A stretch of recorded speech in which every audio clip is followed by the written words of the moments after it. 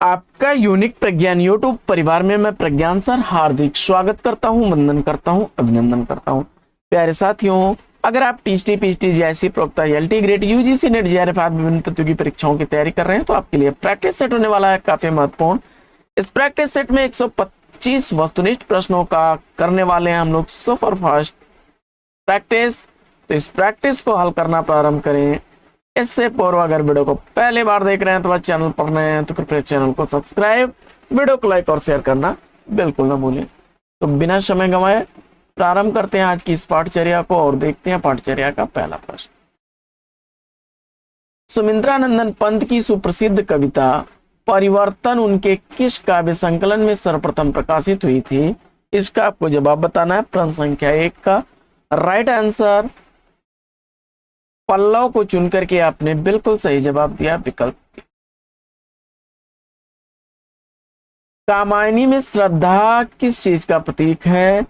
और इस प्रश्न का जवाब प्रश्न संख्या 2 का राइट आंसर हृदय का चुनकर के बिल्कुल सही जवाब, विकल्प 3।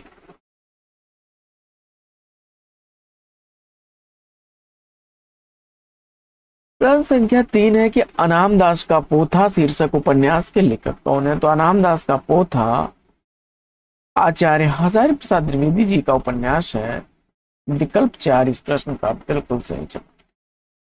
प्रश्न संख्या 4, निम्नलिखित में से कौन सा उपन्यासकार एकांचलिक उपन्यासकार है?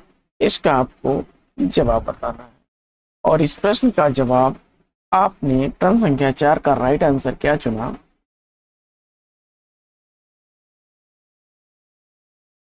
इस प्रश्न का सही उत्तर राही मासूम रजा को चुना, बिल्कुल सही जवाब, विकल्प 3। अगला प्रश्न है कि सरकटी लाश उपन्यास के लेखक कौन है? सरकटी लाश उपन्यास किसके द्वारा लिखा गया है? प्रश्न संख्या 5 का सही जवाब गोपाल राम गहमरी को चुनकर के आपने बिल्कुल सही उत्तर दिया। अगला प्रश्न है कि मेरे राम का मुकुट भीग रहा है निबंध संग्रह के लेखक का नाम। मेरे राम का मुकुट भीग रहा है या निबंध संग्रह किसके द्वारा लिखा गया है? प्रश्न संख्या 6 का सही जवाब विद्यानिवास मिश्र जी को चुन करके इस प्रश्न का बिल्कुल सही जवाब दिया आपने। अगला प्रश्न है कि अपराजिता के लेखक कौन है? अपराजिता कृति का लेखक आपको बताना है। प्रश्न संख्या 7 का राइट आंसर अंचल रामेश्वर शुक्ल अंचल को चुना आपने, तो बिल्कुल रामेश्वर शुक्ल अंचल जी को चुना, बिल्कुल सही जवाब। अगला प्रश्न, जब उपमेय में उपमान की संभावना प्रकट की जाए तब वहां पर कौन सा अलंकार होता है? जन जानो मन मानो शब्दों का प्रयोग किया जाता है। प्रश्न संख्या 8 में आपने उत्प्रेक्षा अलंकार चुन करके बिल्कुल सही जवाब दिया है, विकल्प 4। अगला प्रश्न है कि तरिणी के संग तरल तरंग में तरिणी डूबी थी हमारी ताल में, इसमें अलंकार आपको बताना है। प्रश्न संख्या 9 का सही जवाब क्या होगा? तो यहां पर आपने यमक अलंकार चुन करके बिल्कुल सही जवाब दिया। निम्नलिखित में से अर्थालंकार का भेद इसमें से कौन सा है? इसका आपको जवाब बताना है। यमक, अनुप्रास और वक्रोक्ति शब्दालंकार के भेद हैं। विकल्प ए का चयन करके आपने विकल्प 1 को चुना, बिल्कुल सही जवाब, प्रतिवस्तु। अगला प्रश्न है कि खग कुल कुल कुल सा बोल रहा रेखांकित शब्दों में अलंकार आपको बताना है। प्रश्न संख्या 11 का सही जवाब क्या होगा? और इस प्रश्न का सही उत्तर आपने श्लेष अलंकार को चुना, विकल्प 2 इस प्रश्न का बिल्कुल सही। अगला प्रश्न है कि उदित उदयगिरी मंच पर रघुवर बाल पतंग में कौन सा अलंकार है? प्रश्न संख्या 12 में उदित उदयगिरी मंच पर रघुवर बाल पतंग में अलंकार आपने रूपक चुन लिया, तो बिल्कुल सही जवाब। बढ़ते हैं आगे और देखते हैं अगला प्रश्न।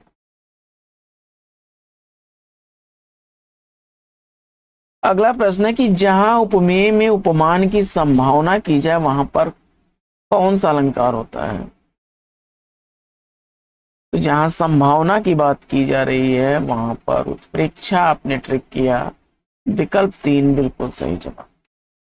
प्रश्न संख्या 14, यदि उपमेय उपमान में बिंब प्रतिबिंब भाव हो तो अलंकार कौन सा होगा? प्रश्न संख्या 14 का सही जवाब दृष्टांत चुन करके आपने राइट आंसर दिया है, विकल्प 2। अगला प्रश्न, निम्नलिखित काव्यांश में अलंकार है हीरे सा हृदय हमारा उचला शिरीष कोमल ने।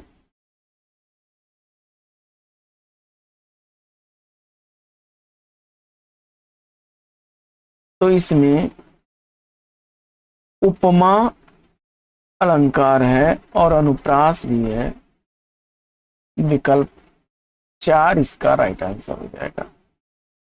अगला प्रश्न है कि शब्दार्थो सहितौ काव्यम किसका कथन है? और इस प्रश्न का जवाब आचार्य भामह को चुना आपने, तो बिल्कुल सही जवाब। अगला प्रश्न है कि है अमानिशा उगलता गगन घन अंधकार में अलंकार कौन सा है? मानवीकरण चुन करके इस प्रश्न का बिल्कुल सही जवाब दिया।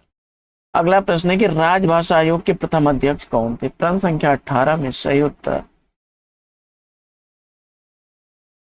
आपने चयनित कर लिया।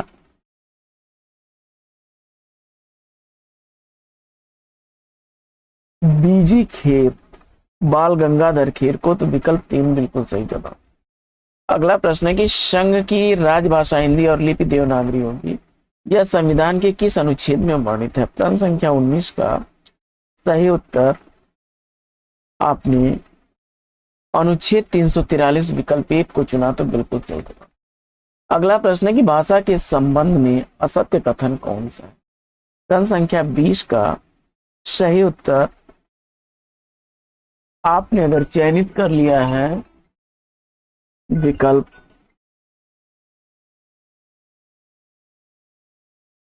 देखिए, भाषा पैतृक संपत्ति नहीं है, ठीक है। भाषा पैतृक संपत्ति है, यह कथन भाषा के संदर्भ में सही नहीं है। भाषा सामाजिक संपत्ति है, परिवर्तनशील होती है और भाषा का अनुकरण सादृश्य होता है। अगला प्रश्न है कि मगही किस उपभाषा की बोली है? प्रश्न संख्या 21 का सही जवाब क्या होगा? प्रश्न संख्या 21 में राइट आंसर आपने बिहारी को चुना, तो विकल्प 4 इस प्रश्न का बिल्कुल सही। अगला प्रश्न है कि भोजपुरी बोली की उत्पत्ति हुई है। भोजपुरी बोली की उत्पत्ति मागधी अपभ्रंश से हुई है, विकल्प 2 इस प्रश्न का राइट आंसर। अगला प्रश्न,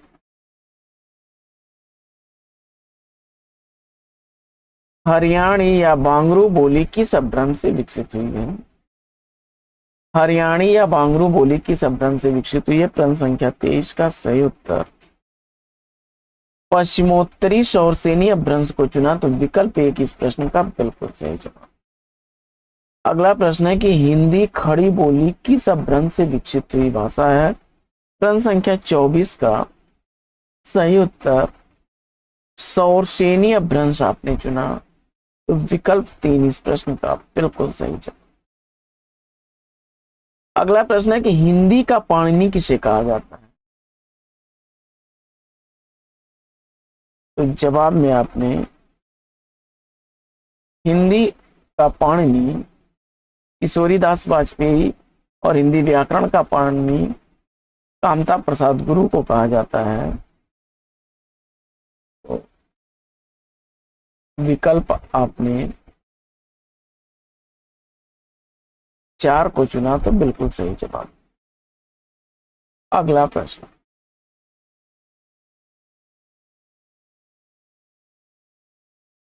अगला प्रश्न है कि ओ औ किस प्रकार के वर्ण हैं?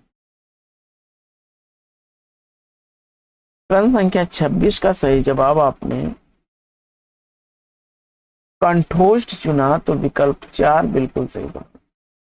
कौरवी किस बोली को कहा जाता है? कौरवी बोली खड़ी बोली का रूप को ही कहा जाता है, विकल्प 2 इसका राइट आंसर। अगला प्रश्न है कि किसी सीमित क्षेत्र में बोली जाने वाली स्थानीय भाषा को क्या कहा जाता है? किसी सीमित क्षेत्र में बोली जाने वाली स्थानीय भाषा को बोली कहा जाता है। विकल्प 3 इस प्रश्न का राइट आंसर। अगला प्रश्न है कि इनमें से कौन सी बोली पश्चिमी हिंदी के अंतर्गत नहीं आती? तो देखिए, खड़ी बोली, कन्नौजी ब्रजभाषा पश्चिमी बोली की बोलियां हैं। अवधी, बकेली, छत्तीसगढ़ी पूर्वी हिंदी की बोलियां हैं। विकल्प 4 इस प्रश्न का बिल्कुल सही जवाब। अगला प्रश्न है कि मूर्धन्य ध्वनि पूछा जा रहा है आपसे। हिंदी की मूर्धन्य ध्वनियां कौन सी हैं? और ट, ठ, ड, ढ को आपने चुना। विकल्प 2 इसका सही जवाब। अगला प्रश्न है कि भारत की संपर्क भाषा कौन सी? हिंदी को चुनकर के इस प्रश्न का राइट आंसर दिया आपने। अगला प्रश्न है कि खड़ी बोली व ब्रज भाषा किस उपभाषा के अंतर्गत आती है? प्रश्न संख्या 32 का सही जवाब। पश्चिमी हिंदी को चुना, तो विकल्प 3 इस प्रश्न का बिल्कुल। अगला प्रश्न है कि वैज्ञानिक शैली का तात्पर्य किस शैली से है? प्रश्न संख्या 33 का राइट आंसर आपने वस्तुनिष्ठ शैली विकल्प 2 का चयन किया, तो राइट आंसर है आपका। अगला प्रश्न है कि निम्नलिखित में से ओष्ठ ध्वनि नहीं है। प्रश्न संख्या 34 का सही जवाब क्या होगा? और इस प्रश्न का राइट आंसर च को आपने चुना, तो बिल्कुल सही जवाब विकल्प। अगला प्रश्न है कि इनमें से कौन सी बोली राजस्थानी से संबद्ध नहीं है? प्रश्न संख्या 35 का राइट आंसर मगही को आपने चुना, विकल्प 4 इस प्रश्न का राइट आंसर। अगला प्रश्न, लास किस भाषा का शब्द है? लास तुर्की भाषा का शब्द है, विकल्प 4 इस प्रश्न का राइट आंसर। अगला प्रश्न है कि कर्म कारक के लिए प्रयुक्त होने वाला चिन्ह कौन सा है? प्रश्न संख्या 37 का राइट आंसर कर्ता ने कर्म को करण के लिए, तो कर्म को विकल्प 4 का चयन किया, तो बिल्कुल सही जवाब। अगला प्रश्न है कि तोता डाली पर बैठा है, यानी में पे पर इसका सूचक है? अधिकरण का में पे पर अधिकरण, विकल्प 3 इसका राइट आंसर हो जाएगा। बढ़ते हैं आगे और देखते हैं अगला प्रश्न।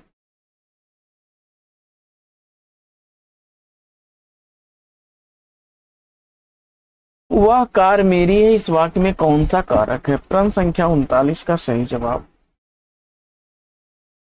संबंध कारक चुन करके बिल्कुल सही जवाब। अगला प्रश्न है कि उसने उसे छल से पराजित किया, में छल से में कौन सा कारक है? प्रश्न संख्या 40 का राइट आंसर करण कारक।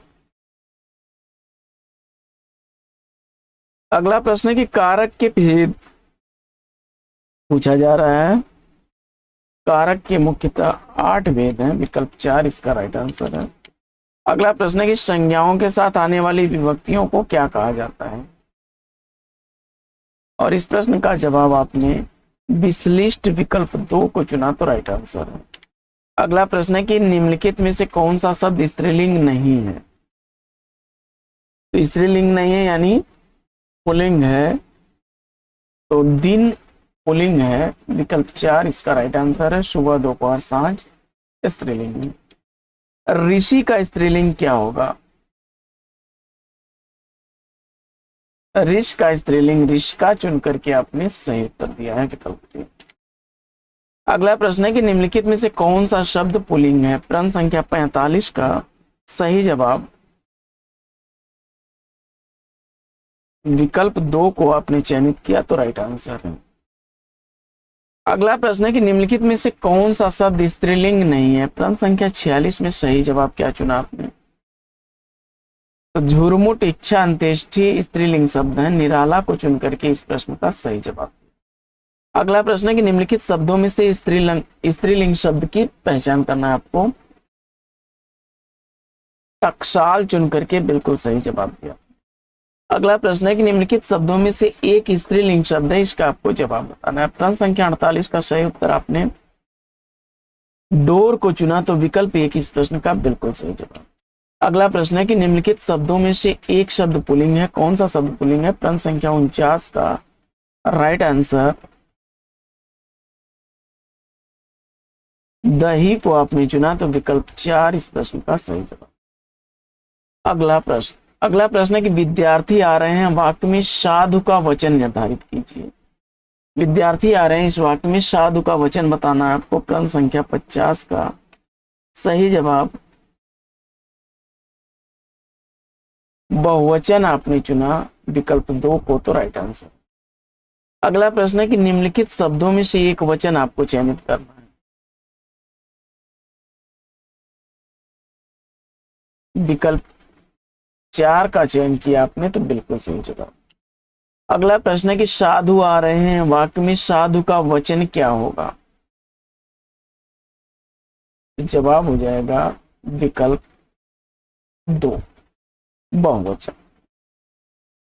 अगला प्रश्न है हिंदी में वचन कितने प्रकार के होते हैं? तो हिंदी में वचन एक वचन, बहुवचन 2 प्रकार का होता है। चिड़िया शब्द का प्रयोग बहुवचन में क्या बनेगा?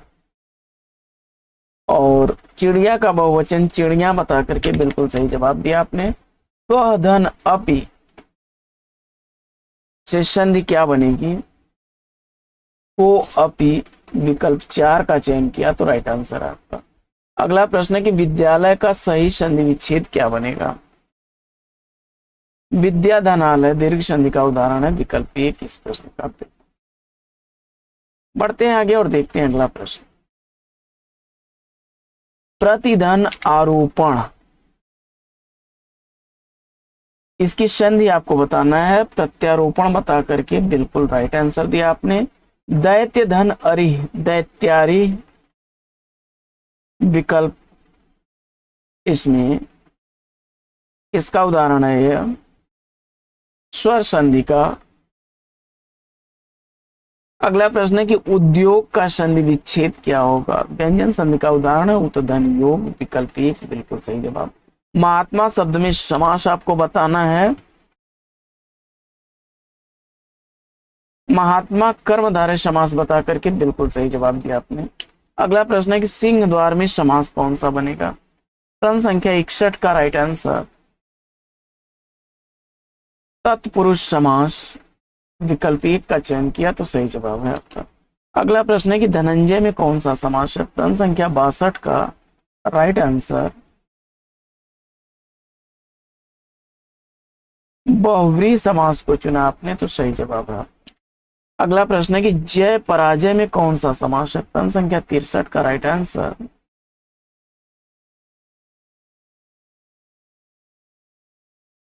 द्वंद्व आपने चुना, तो 3 विकल्प इसका राइट आंसर है।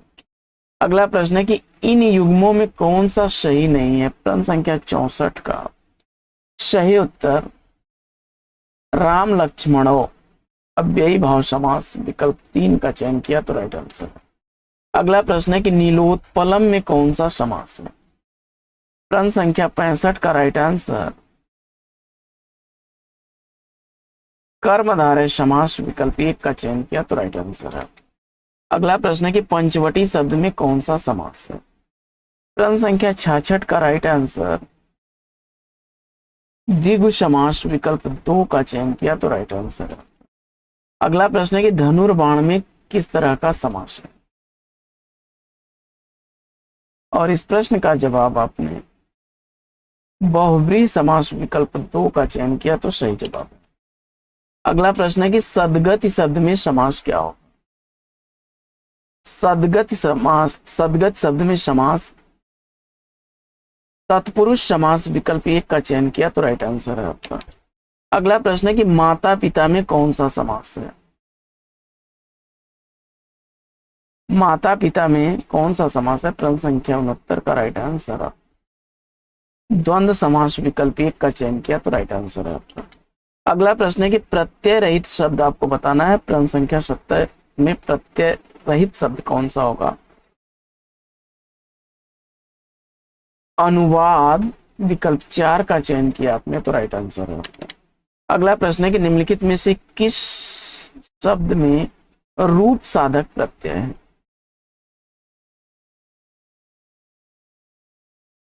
जवाब में आपने लड़के चुन करके इस प्रश्न का राइट आंसर। अगला प्रश्न,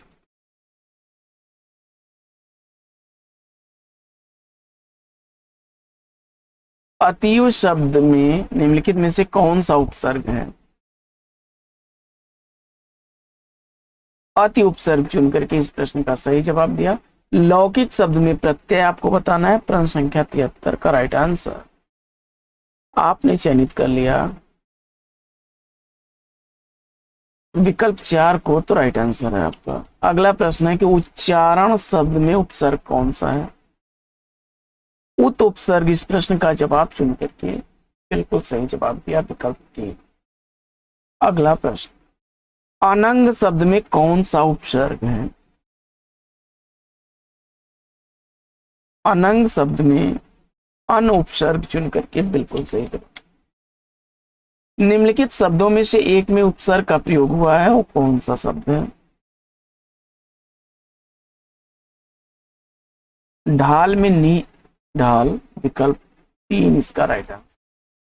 प्रामाणिक शब्द में मूल शब्द और प्रत्यय का सही अलगाव क्या होगा?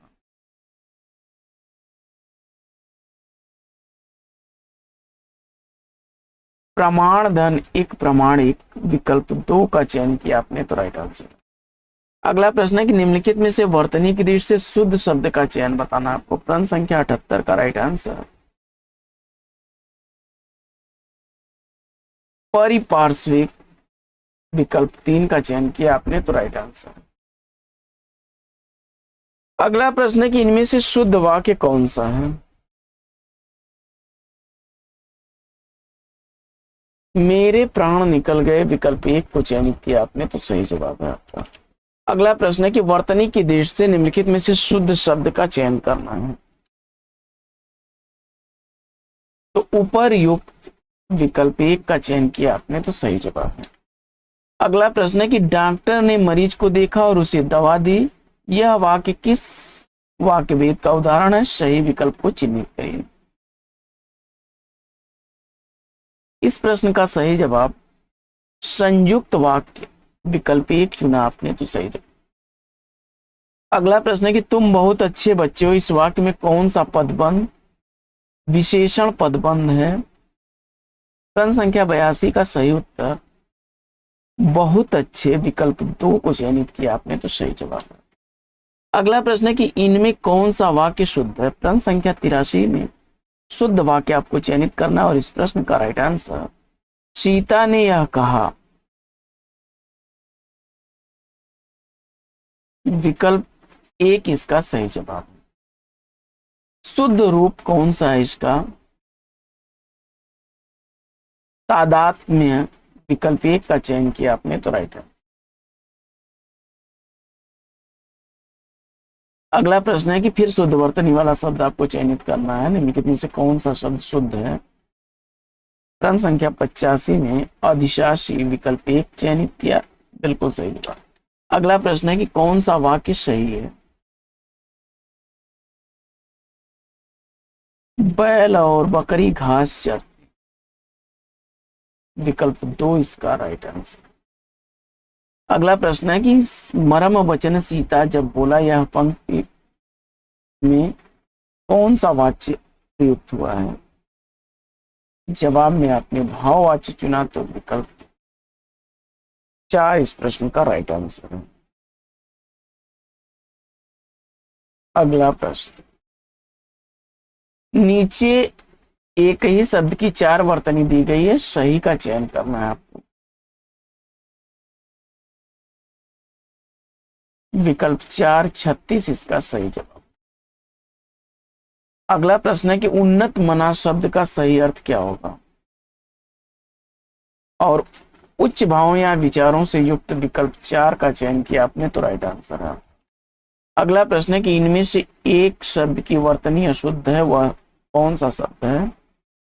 प्रश्न संख्या 90 का सही जवाब आपने चुन लिया। द्वारिका को, तो विकल्प एक इस प्रश्न का राइट आंसर। अगला प्रश्न है कि कक्षा शब्द का शुद्ध उच्चारण क्या है, और इस प्रश्न का जवाब कक्षा विकल्प 3 का चयन किया आपने, तो राइट आंसर है। अगला प्रश्न है कि मोर का पर्यायवाची इसमें से क्या है। मोर का पर्यायवाची आपने कलापी विकल्प 1 को चुना, तो सही जवाब है आपका। अगला प्रश्न है कि निम्नलिखित में से घोड़ा का पर्यायवाची शब्द कौन सा नहीं है। इस प्रश्न का राइट आंसर आपने यातुधान विकल्प 4 का चयन किया, तो राइट आंसर। अगला प्रश्न है कि इनमें से बादल का पर्यायवाची शब्द कौन सा नहीं है। प्रश्न संख्या 94 का राइट आंसर आपने अगर चयनित कर लिया है जलधि को, तो विकल्प 2 इस प्रश्न का सही जवाब। अगला प्रश्न है कि आविर्भाव का विपरीतार्थक शब्द निम्नलिखित विकल्पों में से छांटना है आपको। इस प्रश्न का सही जवाब आपने चयनित कर लिया है विकल्प आविर्भाव का तिरोभाव विकल्प 3 को, तो राइट आंसर है। बाण के लिए पर्यायवाची के लिए कौन सा विकल्प उचित होगा। प्रश्न संख्या 96 का सही जवाब सरसिलीमुख विकल्प 1 को चुना आपने, तो राइट आंसर है। अगला प्रश्न है कि कामदेव का पर्यायवाची शब्द इसमें से आपको बताना है। मनोज कामदेव का पर्याय चुन करके सही जवाब दिया आपने। गंगा का एक नाम इसमें से कौन सा है। सुर विष्णुपदी विकल्प 3 का चयन किया, बिल्कुल सही जवाब। अगला प्रश्न है निम्नलिखित में से कौन सा शब्द कमल का पर्यायवाची नहीं है। प्रश्न संख्या 99 का सही जवाब अमृत का पर्यायवाची है अम्ल विकल्प 4 राइट आंसर है। अगला प्रश्न है कि कामदेव का पर्यायवाची शब्द कौन सा है। कामदेव का पर्यायवाची शब्द इसमें से मनोज। अगला प्रश्न है कि निम्नलिखित में से कौन सा शब्द पताका का पर्यायवाची नहीं है।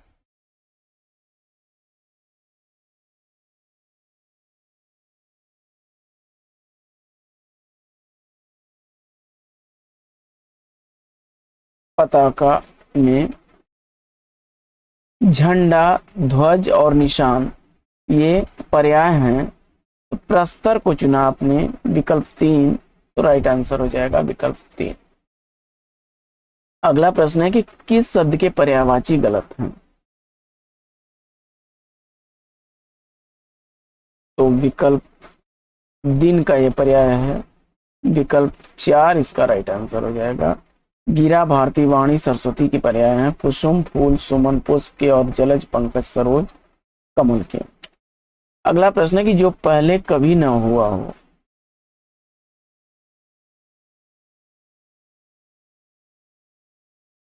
जो पहले कभी न हुआ हो के लिए एक शब्द क्या बनेगा। प्रश्न संख्या 103 का राइट आंसर अभूतपूर्व विकल्प 2 बिल्कुल सही जवाब। अगला प्रश्न,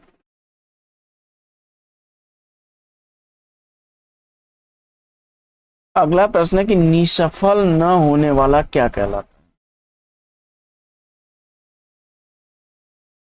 और इस प्रश्न का जवाब अमोघ चुना आपने, तो विकल्प 4 बिल्कुल सही। अगला प्रश्न है कि पानी में आग लगना मुहावरे का अर्थ सही आपको बताना है कौन सा है। असंभव कार्य को संभव कर डालना विकल्प 2 बिल्कुल सही जवाब। दोपहर के समय के लिए कौन सा शब्द जो है उपयुक्त होगा इसमें। प्रश्न संख्या 106 में मध्याह्न आपने चुना, तो बिल्कुल अपराह्न दोपहर के बाद का समय होता है। अगला प्रश्न है कि वह स्त्री जिसका पति परदेश से आने वाला हो उसके लिए एक शब्द क्या बनेगा। इस प्रश्न का जवाब विकल्प 4 चयनित किया, आग्निश्यत पतिका, बिल्कुल सही जवाब। गतानुगतिक शब्द का सही अर्थ क्या होगा। प्रश्न संख्या 108 का सही जवाब क्या बनेगा? प्रश्न संख्या 108 का राइट आंसर प्राचीन आदर्श के अनुसार चलने वाला चुना, तो विकल्प एक इस प्रश्न का राइट आंसर।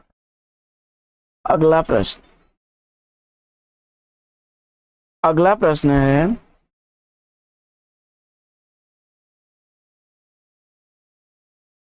आंखें चार होना मुहावरे के अर्थ का दिए गए विकल्पों में से चयन कीजिए। आंखें चार होना मुहावरे के अर्थ का दिए गए विकल्पों में से चयन करना है और प्रेम होना आपने विकल्प एक को चुना, तो बिल्कुल सही जवाब। बरस पड़ना मुहावरे का अर्थ आपको बताना है। बरस पड़ना मुहावरे का सही अर्थ क्या बनेगा? जवाब में आपने अत्यधिक क्रोधित होना विकल्प एक को चुना, तो सही जवाब। जूतियों में दाल बांटना मुहावरे का सही अर्थ क्या है? इस प्रश्न का जवाब आपने लड़ाई झगड़ा हो जाना विकल्प 4 चुना आपने, तो राइट आंसर है। मालती माधवम के रचनाकार कौन है? जवाब में भवभूति को चुन करके इस प्रश्न का राइट आंसर दिया आपने। अगला प्रश्न है कि महाकवि कालिदास किस अलंकार के लिए प्रसिद्ध हैं? और इस प्रश्न का जवाब उपमा कालिदासस्य भारवे अर्थ गौरवम पद लालित्यम दंडिन माघे संति त्रयोगुणा उपमा, विकल्प एक का चयन किया आपने, तो राइट आंसर है। वामा कुलसस धमा में वामा शब्द का अभिप्राय क्या है?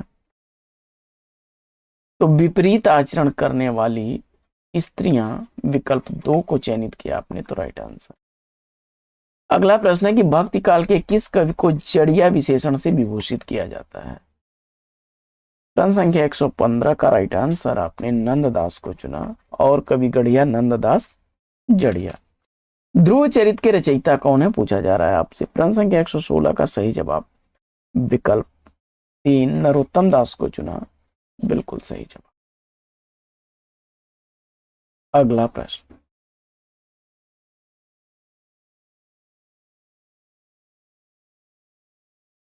नारी तुम केवल श्रद्धा हो पंक्ति किस रचना में है? नारी तुम केवल श्रद्धा हो या पंक्ति?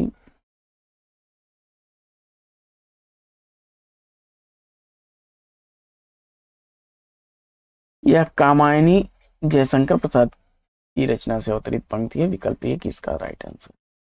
अगला प्रश्न है कि हम कौन थे, क्या हो गए हैं और क्या होंगे अभी, आओ विचारे आज मिलकर ये समस्याएं, सभी उपयुक्त काव्य पंक्तियां किस कवि की रही हैं? प्रश्न संख्या 118 का सही जवाब मैथिली शरणगुप्त, विकल्प 2 को चयनित किया, तो राइट आंसर है।